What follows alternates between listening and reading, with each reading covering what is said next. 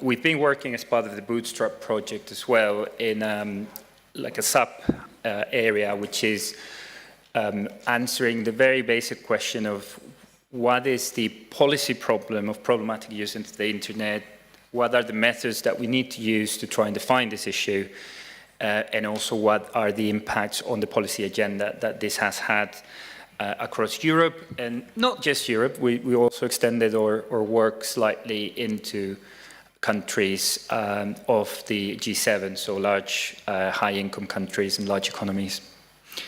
And to start with, I think probably you already are expert on the topic, much more than I am, is defining the issue of what is problematic use of the internet. And you know, as we have discussed throughout today, it's a maladaptive, or excessive online engagement that produces functional impairments, harms to health, social, academic, and vocational outcomes. Now, as Jose said, I'm a psychiatrist, but I have a different hat as well as a health economist. So one of the things that's really important is to precisely have discussions about the societal harms, and specifically, of course, vocational outcomes and how that has impacted children, but also overall society as a whole. And the important thing here is that we need to treat PUI as a policy-relevant umbrella construct, not purely as a clinical label. And why is that important? So I'm a psychiatrist, as I said, I have two hats. On one hat, of course, I'm a clinician, and I like to classify things, describe them, and try to treat them. And then on the other hand, I'm a health economist, in which I see social problems and policy responses to social problems, not exclusively from a categorical diagnostic framework, but in a, let's say, more varied scope that includes harms that might not be purely clinical. And we will talk about that throughout the presentation, because it will be based, of course, in this concept of user engagement that is very important in any discussion, of course, about what policy is in relation to PUI. Now, the issue around PUI, and this is also related to let's say, the work that we're doing in the Bootstrap, is why are adolescents so crucial? And there's a few different things. The first is the level of digitalization, of course, that we have experienced in society has had different, let's say, impacts across different ages. And adolescents have the, let's say, profile of being both high-frequency digital users, but also developmentally more sensitive to social influence, reward cues, and peer pressure.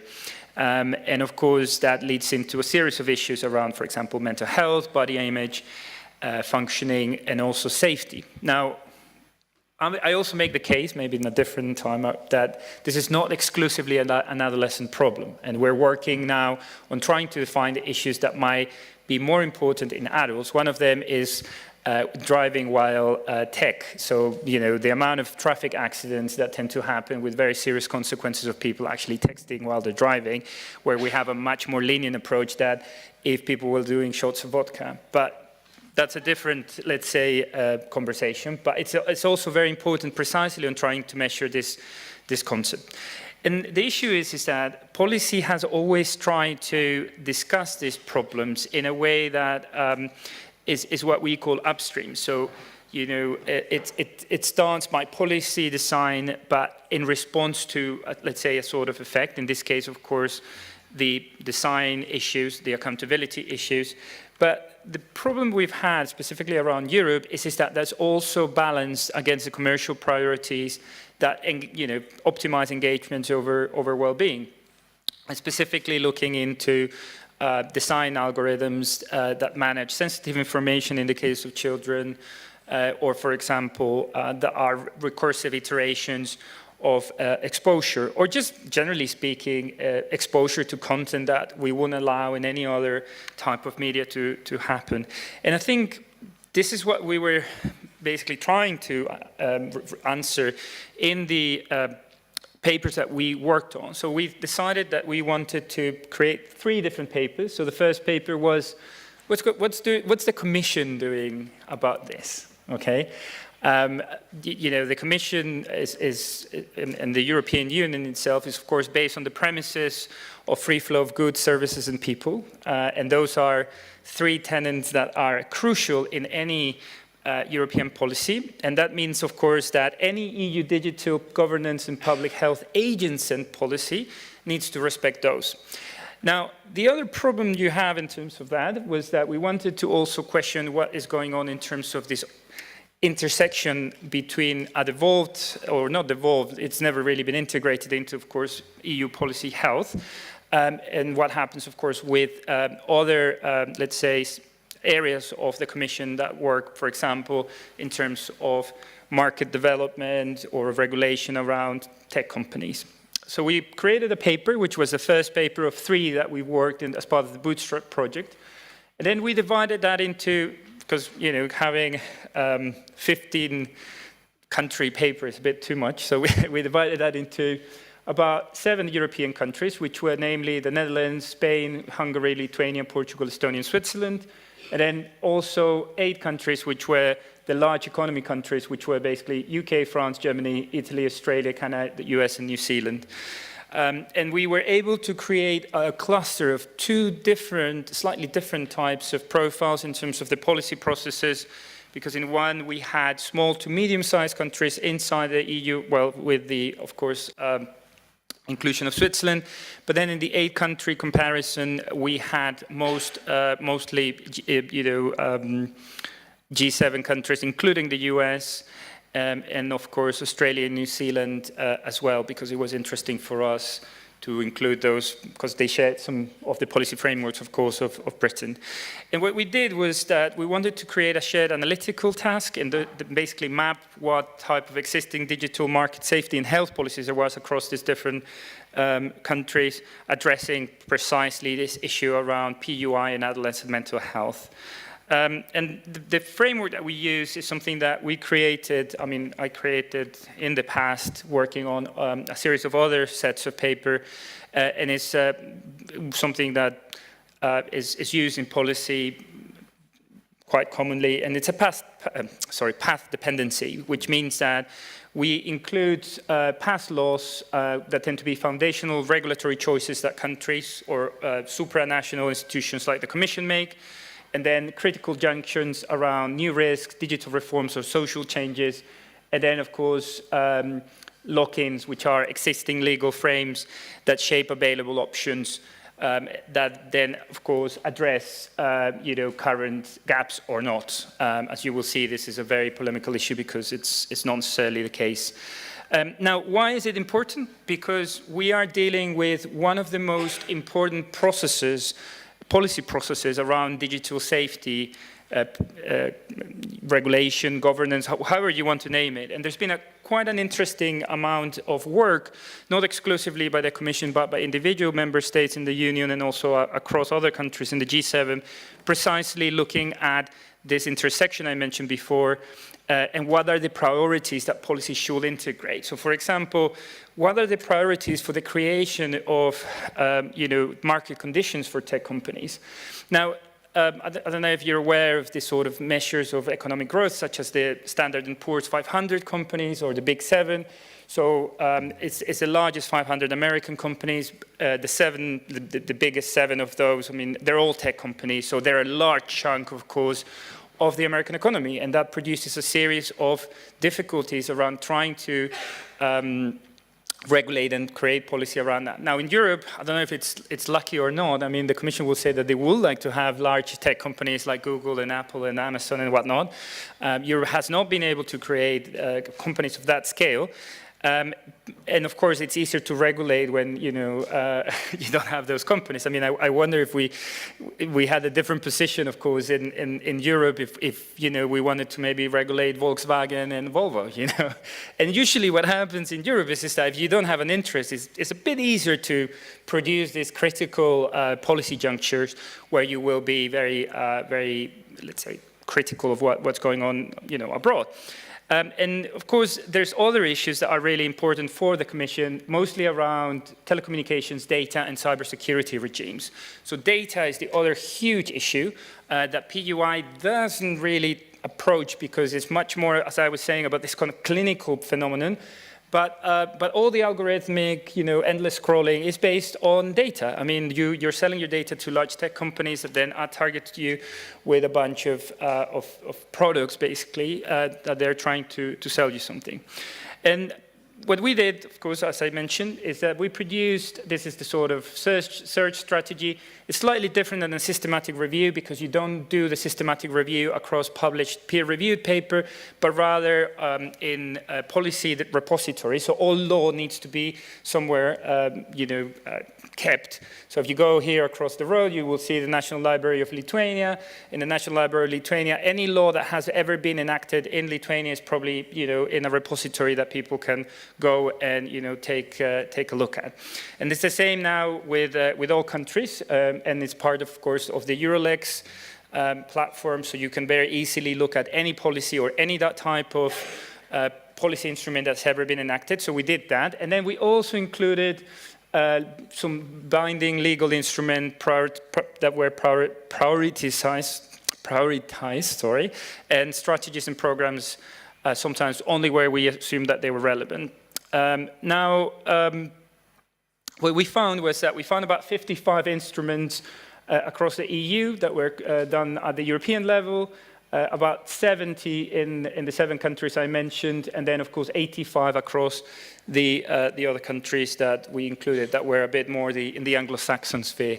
And I think that the main finding, and I think that's really important to also try to frame this. I mean, we were basically trying to look at what was the common story that we could find across, for example, the European level policy making. And what we did find is that the EU is really keen to regulate markets, and there's a huge drive to market regulation, governance structures, but there's not a single platform or policy discussion that's ever been had about health effects of the regulation of this type of companies. For example, in the case of GDPR, it's about e-privacy, cybersecurity, consumer protection frameworks, but tend to be almost always indirect. There's never a mention in consumer protection, for example, of the possible health effect of any of these platforms that need to be GDPR compliant. And what is really interesting as well is that GDPR compliance tend to be much better than let's say, any kind of restrictions that have been instituted since we started working on this type of paper. And I think the main implication, of course, is that the health and social policies do exist, but they've never been connected to adolescents and PUI, and they've never really been discussed, even in the larger affectation of what PUI is and produces. So the main implication, again, is this kind of, where does PUI sit between digital markets, safety rights, and health? And there isn't really any discussion about trying to create an integrative policy framework that will integrate that into any commission work. Now, there is, of course, the argument that one could make in relation to precisely health not being one of the attributes that the commission will do. But they do, they do regulate other areas. So, for example, I don't know if you've ever seen the infinite lawsuits that the Commission has had to deal with in relation to people claiming that they were in the pictures of the cigarettes. And there's a whole department that deals precisely with those kind of things, alcohol and tobacco regulation. So what is interesting is that it tends to be a very much a pick and choose approach in which public health issues tend to be discussed at the European level. Policy implementation and regulation about these issues has not reached that level yet. And this is the timeline. I recommend you to pick up on the paper because this is just to show what we did because I'm not going to go in all the detail of that. And basically, it's the first piece of legislation was the Commission directive on competitions in the market for telecommunication services, which is a 1989, I think, piece of legislation that came out of the Commission that started a framework of how things should be regulated in what they used to call telecommunications. This is way before the internet became massive across Europe. There's also the issue about AI. I think this is another very big problem in the sense that PUI somehow seems to be very much mutating as these problems tend to move on from their original problems. And once they move, I think they tend to integrate whatever technology, let's say, improvement or developments have happened in this area. It's a very interesting aspect because, of course, AI regulation is one of the top priorities in the European Commission. It has not specifically dealt with the problems that people have raised about this. So, for example, I don't know if I mean, this is a very crude term, this sort of idea that the internet content is actually not even being produced by humans anymore, but it's just like a sort of recursive AI-generated sort of content creator in which humans are the recipients of AI-generated whatever streams or whatever you want to name it. And that, of course, is a really important issue that the AI bills that are being discussed currently in the Commission are not really picking up on. The other issue as well is what is the logic behind any of these bills. The market logic, of course, is crucial. I mean, Europe wants to have a piece of the pie of big tech. And it's really important for all sorts of strategic reasons. I don't know if you have ever had the chance to go to China. Anyone raise their hands? Who has been in China? So have you ever noticed, if you're in China, the internet is very different. It's quite different. It's not quite the same. It has a different flavor. It has a very Chinese flavor, of course. And the same apps that you have here, they're not there. I mean, you know, you cannot Instagram things. Google Maps doesn't work the same way we are used to work here. Their coordinates are different. And they have made a very categorical, I think, decision to not integrate into this sort of ecosystem dominated by these big 7 companies. Now, of course, as I said, it's way easier to regulate when you don't have an economic interest. And Europe is in that position. I mean, we have developed from industrial products into the biggest European companies these days are luxury products, you know, things like LVMH, Hermes. We're not really having the same predominance in this world as we used to have, you know, back in the day, in which, of course, technology was quite different. And then the other thing, and probably Professor Marzusi can discuss that as well, is the issue around EU policy and fundamental rights and data, which is also a really important part of their work on what the Commission does. It's not my area of expertise, but as I said, I delegate on Professor Susi on that because, of course, there is an interest on privacy, there is an interest on protection of fundamental rights and how they are applied in this type of platforms. And then, of course, the sort of mixed market health, which is a very, let's say, kind of afterthought or very indirect way of dealing with the problem. And then the health and social impact of that, which again is probably in the priorities the lowest. So yeah, most instruments are designed around market integration, data governance, or digital sector regulation. And there's very sparse regulation specifically addressing any health concerns around that. So again, I mean, in the 7 countries, I mean, the shared pattern that we found is laws generally addressing data protection, cybersecurity, digital markets. One of the few areas where we did find actual consistent regulation in the areas of PUI was gambling. So gambling has always been the most, let's say, accepted behavioral addiction. I mean, and there's ample evidence base, and we have an interest, and there is an interest on the Commission precisely on regulating this type of platforms. So most of the specifically targeted issues around PUI were, of course, dealing with the issue of gambling. And then the other one is content and safety or minor protection. Again, not naming PUI directly. I mean, we have had a whole discussion recently, of course, about access of minors into this type of platforms. Some countries have already enacted law around access of, you know, children into, let's say, online pornography or, you know, age verification systems. And also the possibility, I mean, in the UK, a child below the age of 16 is not legally allowed to actually sign a contract. I mean, that's not a legally binding contract. In any court of law, that's very easily to prove. Somehow, they're still able to sell their data to Instagram, and Instagram is very happy to take their glorious data and make money out of that. There's, of course, the legal precedent that, you know, could basically fundamentally be challenged in the sense of what kind of legal capacity a minor will have to sign a contract precisely doing this kind of things. I think From the individual countries, I think the main thing, and you can look at the slides individually, is basically strong digital market-oriented regulations. Some countries have also, let's say, a very strong data protection framework and consumer protection. I think one of the interesting things was Switzerland also has, and Hungary as well, has also very interesting regulations specifically targeting gambling. And that was also one of the things I thought was quite interesting as well. The same for the case, of course, in the 8-country paper, we also found, I'm not going to go all over the 85 instruments because we're going to be here until probably August. But what I think is really important is that there has been regulation that I think in the larger countries have been enacted. So we have in the UK the Online Safety Act, the Data Protection Act. I think it's really important as well that there has been an interest in cyberbullying and harassment online. Canada has the PIPEDA and also the Digital Privacy Act. And there's also an Online Harms Act proposal.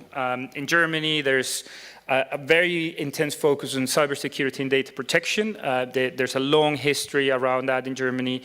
And I think they have a very important, let's say, precedence on that. And there's, of course, the NetzDG and the youth protection laws as well. I think there are some also issues around Italy in terms of cyberbullying prevention laws. There's also the Media and Minors Code and also the Digital Republic that also deals with this sort of issues.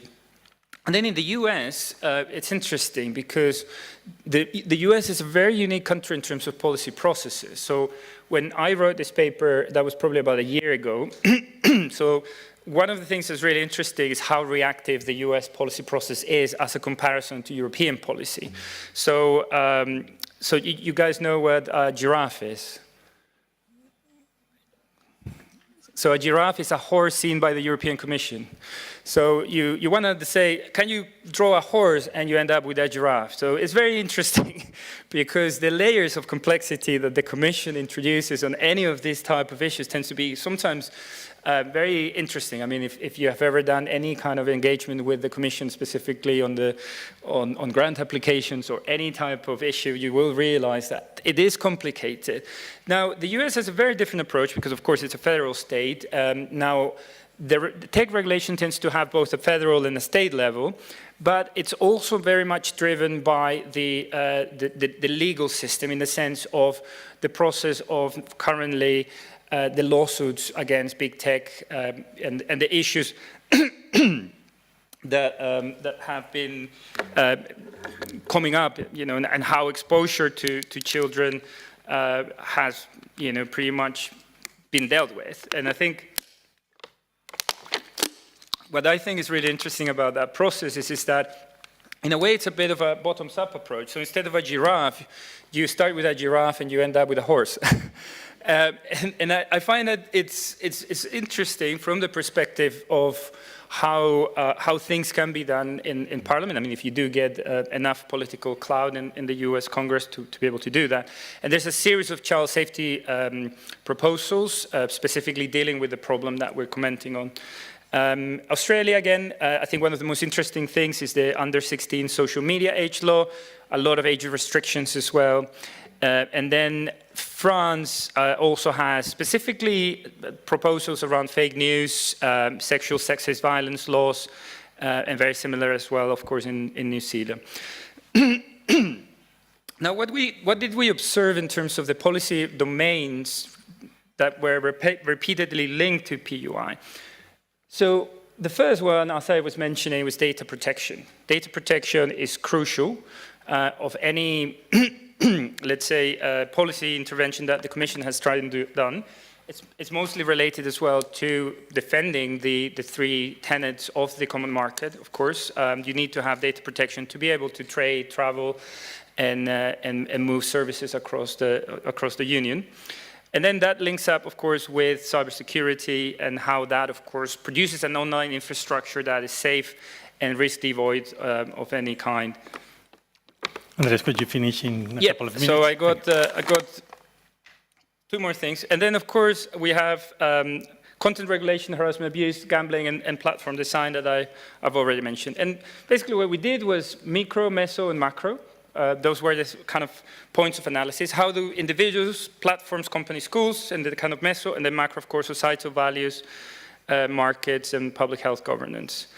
Now, and I'm going to finish in a couple of more minutes, I've got a couple of more slides, is that what is really important is that what is visible in research is somehow muted in law and policy. Okay, so there's a gap, and that's what I call the evidence gap. So you, for example, in the case of the place where I live, in the UK, the first law restricting the access of alcohol and tobacco to minors comes from the liberal laws of 1908. And the first hard evidence that we had was from the doctor studies done in 1948 that linked tobacco to cancer outcomes. So what I'm trying to say is that I think researchers sort of wait until the evidence is so overwhelming that we can have certainty, and there isn't certainty in the policy world. It's completely different logic. And I think that has a series of implications. You need to name the problem, regulate upstream, embed in mental health, and of course clarify accountability. Because without measurement, without equity, without an evaluation of the policies that we have, and having a feedback, it's very difficult to move from policy mapping or policy impact into addressing the needs of adolescents and children.